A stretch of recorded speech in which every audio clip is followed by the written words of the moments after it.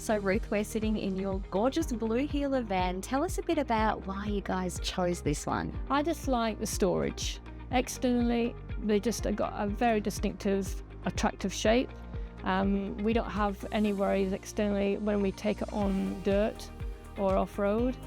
The storage externally and internally is secure, and we can pack away quite quickly when there's a storm coming like this, and it's all done and we can be on the way, and equally quite quick to set up base again.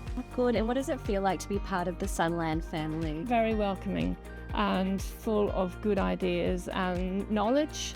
If things need tweaking, or there's a knob that you don't know what it does, and the Facebook group is very friendly, and there's no hesitation in good answers forthcoming.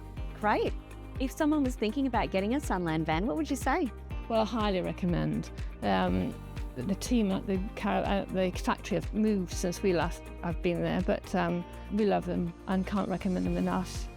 Excellent. The quality is excellent, and to see a Sunland on the road, they're very distinctive when we wave to each other. It's like just, camaraderie. Yes, that's the word, yeah. Excellent.